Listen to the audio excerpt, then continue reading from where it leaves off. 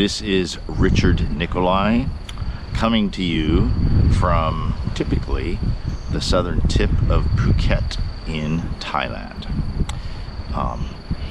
The blog is freetheanimal.com, a 19-year endeavor with over 5,000 posts written, edited, and published by me, a rate of 1.4 per day.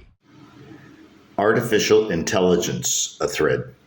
The Oxford defines intelligence as the ability to acquire and apply knowledge and skills. This is in the context of human beings. Applied to computation, such thing is referred to as artificial or self-learning. But does computerization of intelligence call for an examination of what intelligence truly means or is intended to mean? The word is a conceptual tag. What is the underlying notion or concept? What are we getting at when we think of or say intelligence? I'll take a stab at it. For me, the hallmark of intelligence for a person is not just the ability to acquire and apply knowledge and skills. A robot can do that, one could say, but to do so independently. That is, new knowledge that's not contained within a person's learning, training, schooling, social conditioning, indoctrination, etc.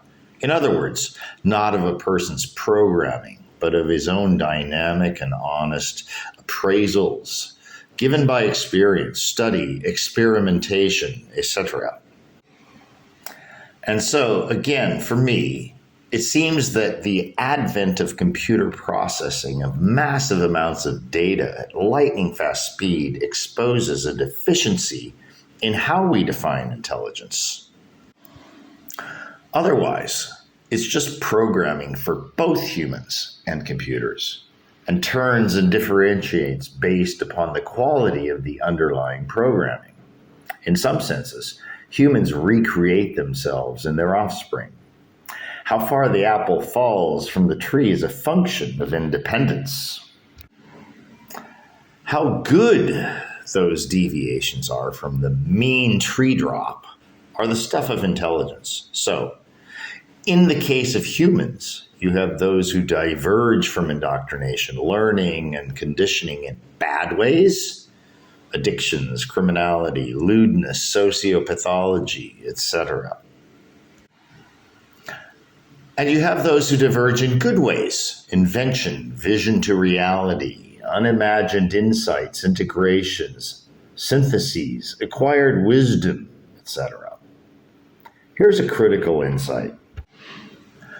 You can't have the emergence of good intelligence in humans without the possibility and occurrence of bad intelligence. We commonly refer to this as freedom or free will, and we observe it all around us. Yin and yang, balance and counterbalance, positive and negative, moral and immoral, good and bad, life and death. You can't have one without the other. In that formulation of what intelligence means in a human context, it presents a conundrum for so-called artificial intelligence. For if a computerized intelligence has no ability to acquire or apply bad results, then whatever good comes out of it, it's still programming. It's just faster, and you get a lot more of it over spans of time. But it's still a human invention giving human-like output. If we can't allow or risk the possibility of a computer independently and intelligently producing bad stuff, then we don't have intelligence. And what's bad and what's good differs from individual to individual.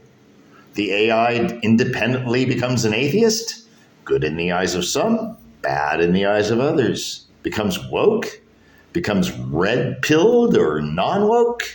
Some love one, hate the other. For others, it's the opposite. And what if it independently asserts that there are critical differences between males and females that go beyond physical biology? What if it says that Jewish circumcision is euphemism for genital mutilation? What if it says that taking hormones to delay the onset of human puberty is criminal child abuse?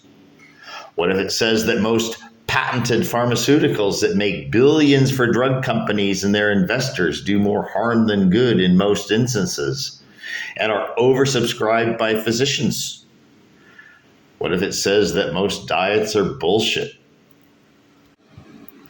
What if it says that we're omnivores and veganism is unhealthful, damaging, and idiotic?